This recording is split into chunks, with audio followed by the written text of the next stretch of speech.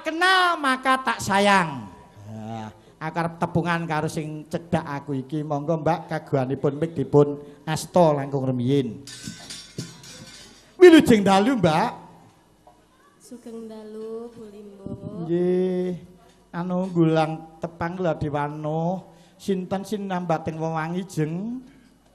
Nggih nderek pitepangan kula Anis Mbak Anis, wingking saking Balikpapan. napane le dibalik? Papane no kok kowe iki kok ya. Sing balik Mas Aji kuwi sok mben. Nggih, matur nuwun Mbak Anis. Anu tasih studi? Tasih. Wonten isi Surakarta. Pun isi pinten? Kowe kok urung wani ngiseni Dik Aji kowe iki kok ya. Tak kekudang anak lanang Mas Aji ki ya. Taruna ngungkulana bapa. Iya, taruna ngungkuli bapa. Tak rungu-rungu tabuhane ya wis ora balekne. Olah cempurit ya wis bergas. Aku jane yen wayang dening Sabda Purnama ki pekewuh. Lah kok pekewuh. Mas Sabar wayangane Jos Pak Dedaliun wayangane ya bergas. Terus diajik kuwi saya. Lah kok aku. Ora apa-apa. Matur nuwun Mbak Anis. Nglerek mengetan. Jan blengah-blengah kaya melon. Kaya melon. Kayak disigar pasrah keling demung. Apa? Wilujeng dalu, Dik.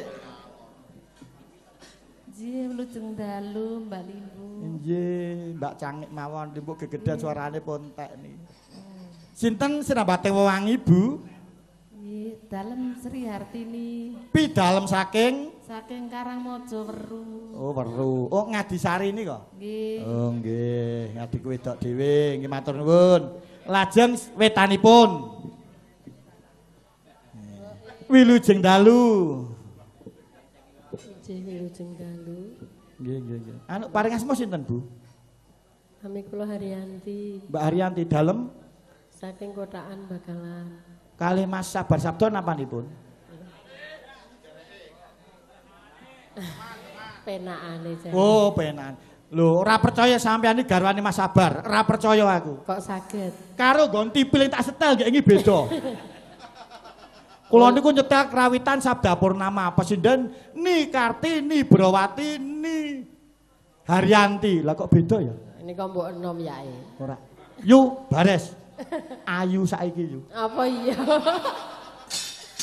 Senengane karo wong tuwa bareng. Tenan kula niku bojoku tak omongi Maido kok. Pak kuwi sapa? Mbak Haryanti. Garwan Mas Sabar. Kok ayu saiki? Matakoni ten pondokan ngomong. Dhisik iku radupane Mas Sabar saiki dhisik. Ketoke. Kowe kuwi kok. Matur nuwun gujane ora karo Mbak Yune karo sapa. Regedek ngetan.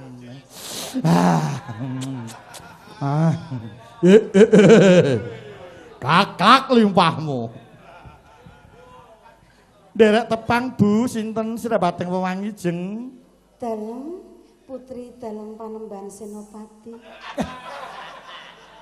Rasa ketoprakan biyen saiki. Senengane ngeling-eling Tini pamikat sih. Pamikat. Sapa tok pikat? Lho pembayun goblok iki. Oh diomongi aku lali ketoprakan. Biyen ngetoprak ning Google ra sida main. Mulih goncenge nganggo 75 macet gek kebanan mudara. Padake yo ben suwe. Nggih. Anu Mbak Yu Tin nggih. Nggih tini sebelah. Mbak sebelah. Daleme nggih tesih tembak, Brek. Tase. Oh, nggih. Anu Lah cetak kolomben panjenengan ngendikane ajeng madoske. Pak pados napa? Diaglak dhewe we. Mados kan ngen ngono lho. Urung wayahe. Aku arene Mbak Yanti aku telutur. Mbak Yutini saking Mbak Brek. Lajeng ingkang wonten sisih wetan ki Mbak. Nggih, nderek tetangan. Nggih. Indun. Mbak Indun pidalem saking Saking mulur. mulur. Nggih. Oleh mulur napane? Nggih, napa-napane kadang-kadang. Oh, nggih matur nuwun. Berarti ki engko iso dawa to. Iso dawa, mulur kok. Nggih matur nuwun Mbak Indun. Nggih menika ngleluri seni tradisi kabudayan Jawi tinimbalan warga gong masyarakat Curidan Parangjara. Iya. Nduk, ana apa? Iki adikku Totong kirim SMS nyuwun kentunan lagu. Lagune apa? Pepeling dhisik. Oh, pepeling. Tak aturke adikku lanang Dik Nurwadi Totong. Lah kok kowe ya kenal. Kuwi biyen adikku lanang nalika gladen pedalangan ana kidul tanggul daleme Mbah Yasa carita. Oh ngono. Biyen ki aku karo Mas Totong ki gladen ning kono sindene yu cempluk. Oh ngono. Terus aku ya dadi dalang, Dik Totong dadi bisnismen. Oh ngono. Dadi wirausaha. Gamelane wis didol, biyen hari aku mayang ya kanggo gamelane Dik Totong. Ngono ya. Menika kula nyuwun gungan swanten kakung pinurwakan bawa ingkang langkung rumiyin. Bawane rukun Islam. Nggih, monggo Kang Mas.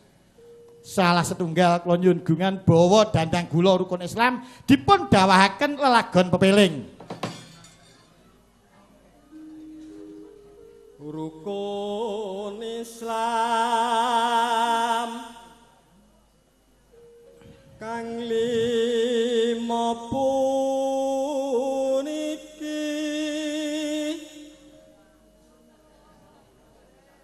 katindakno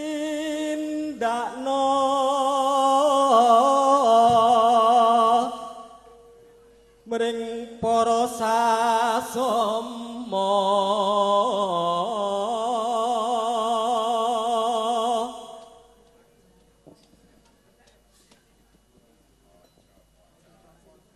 aja padha ditinggalke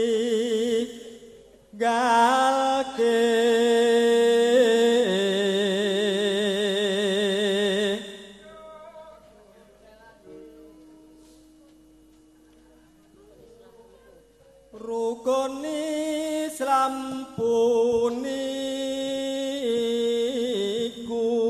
Rukun Islam puniku sahadate kang angka siji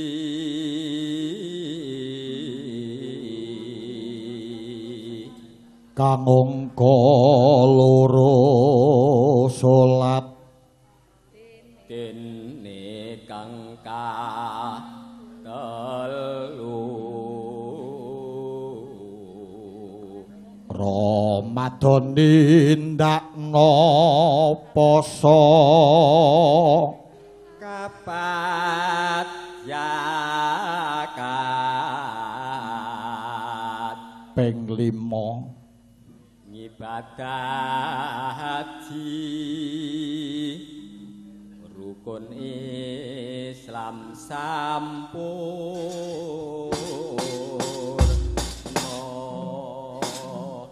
monggo Mas Haji pinurwaken saking Kendang.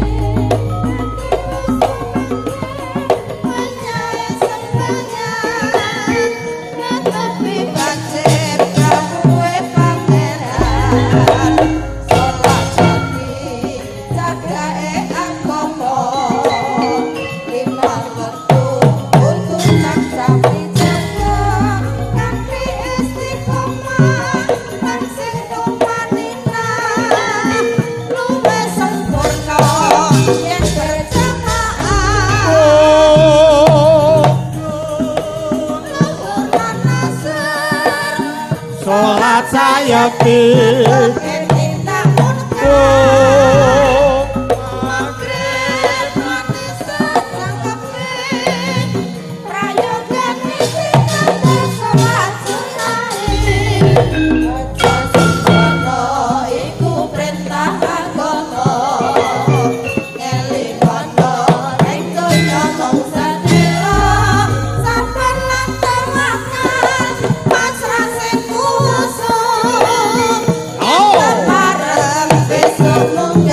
Balungan sing seru.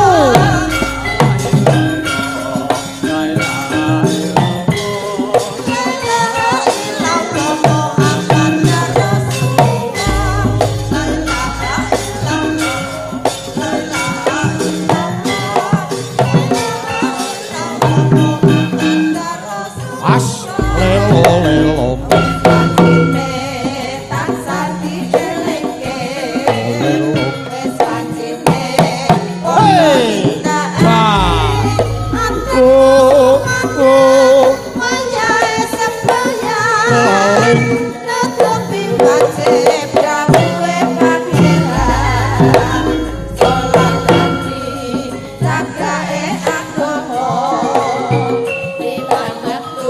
Tututan sami jaga lan sing tumanina luwih sempurna yen berjamaah luhur lan asar salat sayang tingkat doge tindak mungkar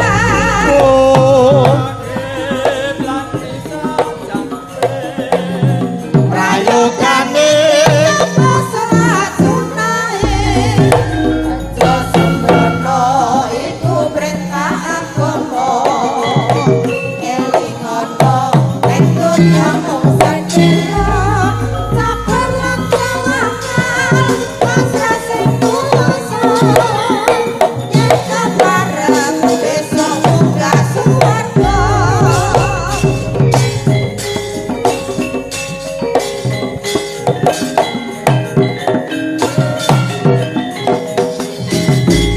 Matur nuwun nadyan to namung satunggale lagon nanging mujudaken pangemot-emot dhumateng kula saha panjenengan sami kudu tansah eling dhateng dat perindat Gusti ingkang ayasa jagat kanthi nindakaken menapa ingkang dados dawuhipun nebi menapa ingkang dados pepacuhipun ngono to Nduk iya mak heeh tak aturake adik kula nang Nurwadi Totong sing kalenggahan iki midhangetake lumantar HP-ne kok HP-ne ngebel kon ngejam ket mau ora dipateni nganti santeke pulsane kono jare wis ben dirungokke Dik Totong wis tak aturake pamundhutmu lelagon pepeling iya Nduk apa ayo iki ngedekne bintang tamune heeh kapurakan sekoling gedhi apa ling cuwilik wah ling gedhe engko dienggo kletik-kletik nggo kletik-kletik rada marek iki coba ling cilik dhisik. Monggo Mbak Indun, kula suwun jumeneng sawetawis. Turuk turuk. Turuk turuk tuk tuk tuk tuk tuk tuk tuk tuk. Ayo Yutini sinden.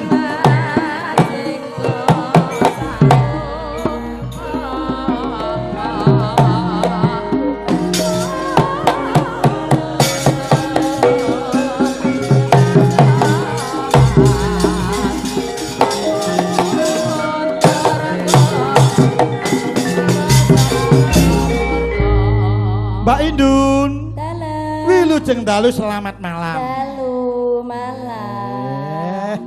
Piyayi kok ngono. Status masih Single. single. Aku gelo aku ora bisik. Lah liman ta? Bulane saiki kok wong dayu-ayu biyen bojoku rumah saku ayu dhewe iki biyen. Matur nuwun Mbak Indun sampun kepareng rawuh. Monggo atur panglipur dhumateng bebrayanggung ing laladan Curidan. Ditari ngersake napa perpandemen budaya menika. Langkung-langkung bosipun berane Pak Dalimin. Bapak Dalimin mereka Keremenanipun seragendan menika. Oh, mboten dados napa yen ngeten iki. Oh, lagi. Pripun? Manis. Oh, Nggih, manis. cocok kali penyanyine nggih. GR. Lah ya ora apa-apa to ya. Ngambil patet barang. Monggo Mas Haji. Lelagon manis. Oh, ngono. Jadi jempolan Mas Haji ben di taleni sik. Gen ora anyang-anyangen. Oh, ngono. Niku lek piyayi kakung. Nggih. Nek piyayi putri pripun? Laling duwe jenengan ya dinapakne kula ora ngerti kok ya. Senengane kok tidak senonoh. Lah mboten lan jenengan dhewe sing marahi lho. Kula namung genahke kok. Kula yang ngeten iki Mbak. Bares. Kula ora wani napa-napa nyambut gawe bladek ngeten iki. Mbak Indun, dalan. tadi malam saya pentas di nguter. Nggih. Dibonusi jamu gujatin ku sak menten iki katahe. Nggih. Isine mung macan tok. Lah iki nggo apa ora kanggo kula ngoten. Lah ditakoni to, kok ora kanggo Pak Dalang. Lah sesuk kula jek bacut-bacut mangan iki mengke greng remus bojo kula, mayang kula bobrok. Ngono. Tak simpeni ya tak nggo Sesuk. ya Yuti njaluk sok tak terane Yuti. Kan nggo mbrakot Pak Didik. Ayo, dados.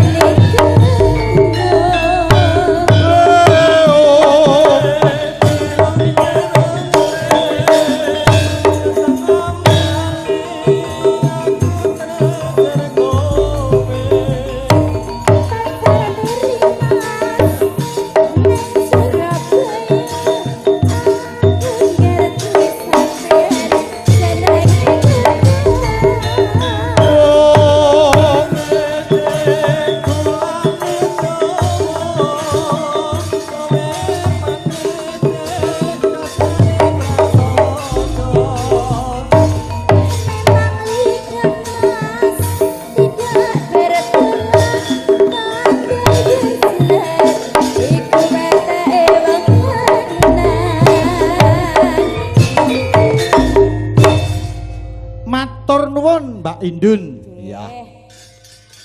Ingkang sampun kepareng anyugata panglipur lelagon manis.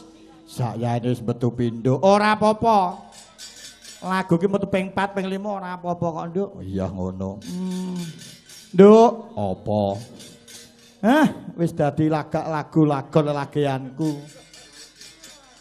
Anggere aku ki mara ngluruk tanpa bolong ngene iki ya muga-muga pinaringan sukses lancar ora ana apa-apa. Noleh sik. Nun dulu Pak De sabar nggih tumbas bensin Mas Haji sesuk. Liyane ora kena meri. Ora kena meri liyane. Aku ki kelingan nalika aku mayang nang pondok pesantren Al-Falah. Dek Aji kuwi jek cilik dipethuk kojel goncengke Alpa. Dadi semene iki ngendang ngetipling sewengi kok sangon selawe wis senenge ra rambiyen kuwi. Ngono saiki taruna ngungguli bapa tenan. Mas Haji niku nggo tuku bensin ae lho cukup kok curitan tekan Polokarto. Ampun Mang Pirsani, oke sithike Mang Pirsani tresnane Om Bibit kalih panjenengan. Oh ngono. Iki nyambung kekadangan. Yo, iki sing mbareki. Lah kok mbareki. Biyen ora semono kuwi kok. Aku yo ngomong lho, bucange. Nggih. Samene kok sing ditresnani Aji tok kok aku ora nek sing tresnani ya. Wis ora kuwagang. Mbak Yanti. Tiwas sing ku dandan tak ayok-ayokke lho ora nek sing tresnani. Mbak Yanti. Dalem. Biyen ya ora semono kuwi. Apa iya? Lho lak biyen ki aku Biyen iki cakep kok ya. Ha nggih. Lah saiki tini sebelah kok ya Bu ya. Lah nggih. Ndek ben ki yu Yanti. Piye? Sedet sing set basos anga dibusana ngono biyen. Biyen saiki piye? Dasar asiu. ICU. ICU. Gelem kok mlebu ICU? Tak aturi jumeneng. Jumeneng ya bucange. Nggih. Heeh. Sing ku dandan ke jam 5 lho. Tak ayok-ayokke kok. Lah kok bareng tanpa amplop Aji tok ya. Aku ora ya. Allahu Akbar.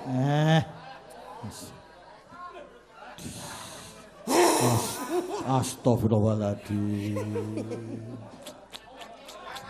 Lho ternyata kira masalah di sembadane lho. Ora masalah. Yo, Nun, kowe iso semono kuwi sing ngompo sapa? iki ora nganggo kompo. Lho pancen seblok iki kudu sakmene engko nek cilik, aku ora sida dadi seblok. Nek cilik apa? Hah? Nek cilik Sebli. cebli. Maju. Maju. Maju. Ki mau tak dengaran ra nganggo anu to. Kebot to. Sabda Purnama tanpa keyboard jalan, Bro. Ora sing masalah jalan. Lah opo? Ngetutke larase iki dedekan mangsane iki. Iki gamelane Simbah sing paling penak ya iki. Sing paling penak. Penak piye aku mau rengeng-rengeng lagi mendengarkan suara Bu Yanti wae aku deg-degan kok. Aku medun. Kowe iki deg-degan. Arep mulih. Medun. Ora entuk sangu mulih. Aku ki engko medun aku tokno wae engko turut dalan ngene iki engko aku entuk dhuwit. Goblok. Meneng wae. Alah tujune kok dadi Mbak Ayuku goblok-gobloke umpama adikku tak gites. Aja. Nggih. Mbak Ayu kula siji niki wis ngono. Ora. Ora. Iki ana yu ana SMS. SMS sing kira-kira aku ora. Nggih, Bucange nyuwun lagu Caping Gunung saking Masmu Mas Samijo. Kanca pramuka nalika ana jambure Tegal. Nggih matur nuwun Mas Samijo. Caping Gunung yu. Mas Samijo sound system. Uduh Mas Samijo. Kanca pramuka. Sing tak kenal iki Samijo sound system. Nggih. Terus ana meneh Tembang Kangen dari Pak RT 2 Curidan. Yut ini. Nun. Nek nyuwun lagu nganggo SMS ngene iki ya ngirit no ya. HP ku tak patenan wae ya. Aja. Lah piye? Kuwi ya kelangan pulsa. Oh ya. Oh, awake dhewe iki kudu ngladeni. Oh, nggih. Sithik mbok kek ngono. Sing penting tak aturi percaya karo ingkang kagungan dalem bengi iki. Lah, ngono lho nyatane. Pak Dalimin. Nggih ta? Sampeyan ku mesti wis kon jipuk dhewe ora mung. Aku? Heeh. Aku ae upamanen ora kon jiko dhewe ngono tak rayah kok. Ora ilok tenan. Nek ra dirayah ngono ra. Wis tepung karo Pak Dalimin. Biar tak rayah. Yu, Nan, wis tepung karo Pak Dalimin. aku. Heeh. Lho aku ki karo Pak Dalimin ki sedulur Sinara Wedi. Oh, somet. Biyen ki kancaku sekolah. Oh. Lho. Lah padha-padha jiko ekonomi, kono ekonomine berhasil aku lemah. Oh. Dadi aku ya gur ngene iki wae ning ya tak syukuri. Disyukuri. Oh. Nduk, apa? Le tak nggumune mung siji, ngopo? Apa? Mas Sidik kok ya kuat. Eh? Pak De Sidik kok ya Lho kuat. ngene lho Le. Kok Le. Bucange. Golek bojo kaya aku ki angel. Angel. Oh, racak-racak ki contone gawanmu, sinden cacahe 3 ayu kabeh. Aku seneng no dadi bintang tamu elek dhewe kok. Senenge. Aku kan kancane ayu aku lak elek. Terus Iki jeni. kok seneng? Seneng no. Dhewe kok. Dadi yen elek engko diwelasi ngono. Nun. Ayo, panglipur sik yu, coba yu. Oke, pelok 6 sik. Pelok 6, oh ya, pelok 6 Pak De sabar. Mang turuti ingkang rayi mbabrik.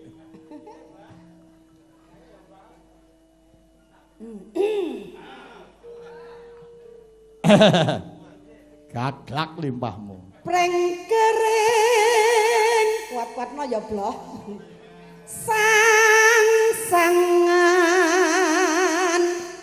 raga.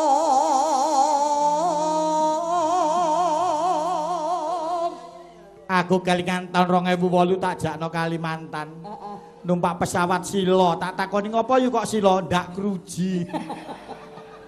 Jabang kongkang. Lah aku ki kelingan. Zaman numpak pesawatmu ya mbok krujake tenan kok. Kok iso? Lah ya ta aku dhisik nganggo rok ireng dawa, mbok lebokke ruji nganti aku arep lumah kae. Ora mung rok tak lebokke ruji. Kae mesti mbok sengaja kok tak gagas-gagas. Bareng saiki aku wis gedhe semene ngene iki ngono aku kelingan ngono tak gagas-gagas. Oh, mbiyen ki aku supayane klumah ngono. Olawat, olawat. Ya, ya. Lincah wong loro padha nurani.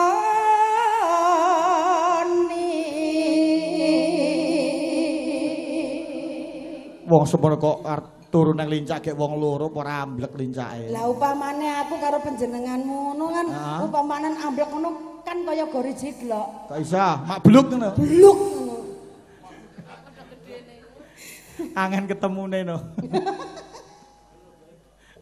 Parikan. Aduh.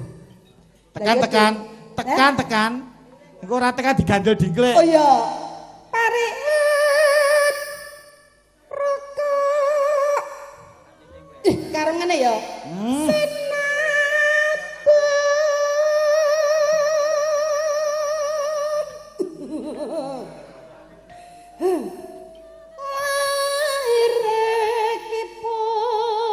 Selamat. Kipo. Selamat.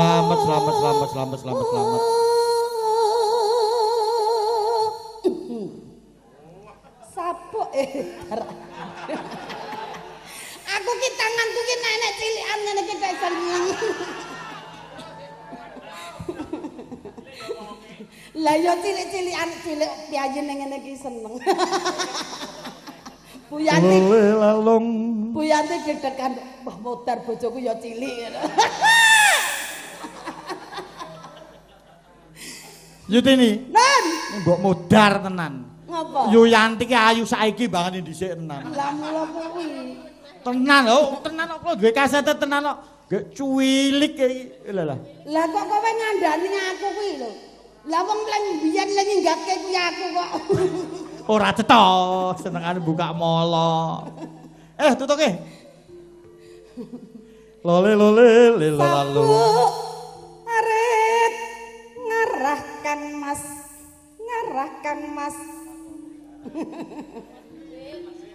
Ya.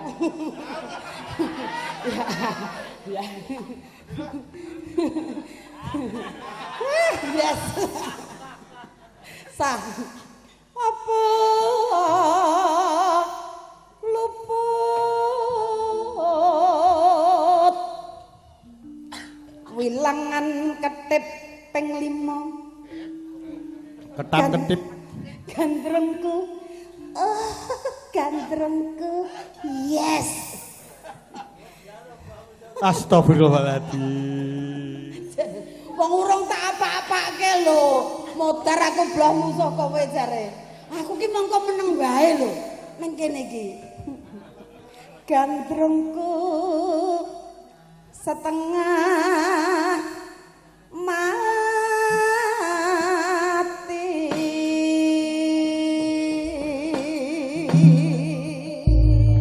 Yu, Nen, menika saking pengurus Pap Miso Bekasi Anjir. tasih kepareng berkahi neng pawiwahan kene. alhamdulillah. Dicedhaki yu mbok menawa korontok utawa gogrok. Sowan. Pap Miso saka Bekasi. Lah iya, aku ndek men ya insan ya, Bu. Aku ndek men ya sowan rono, Bro. Heeh. Heeh. Pokoke yes wae. Wes ki gandeng pun tekan mriki gitu. Gandeng pun tekan mriki. Titit duwit. Oh. Yes. Sing ra nafas apa? Titit duwit. Iya, ngono lho. Yu, Nan, ora biyen ora saiki asramu dolanan titit to. lho kan anu iki lagu, Bro. Oh, lagu to. Lagu sing paling yes. Titit duwit dar ya. Titit duwit. Iya. Tamar mati mulia. Gosek. Siti lunga pas sapi mati Semar mendem. Was. Ini aku bacot mendem tenan ki. Mergane kanca-kanca blek rawuh kabeh Pandhawa 5. Ambruk mbahmu kuwi. Aku nang kene ora entuk ambruk. Ayo senajan ta wong mendem iki aku mendem ora mendem apa-apa. Mendem kahananku. Oh yes. Do re mi sa seneng teteke yes.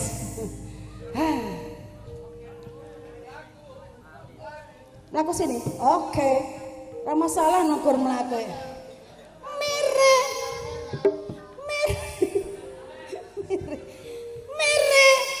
Mere tahu tempe nak rasan. Yo. Yo kali lo merah dia.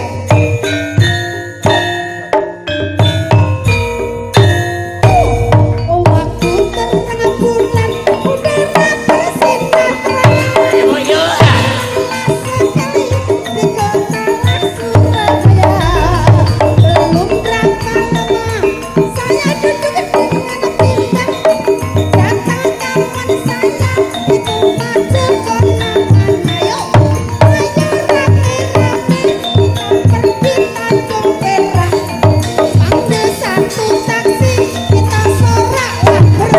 Hei.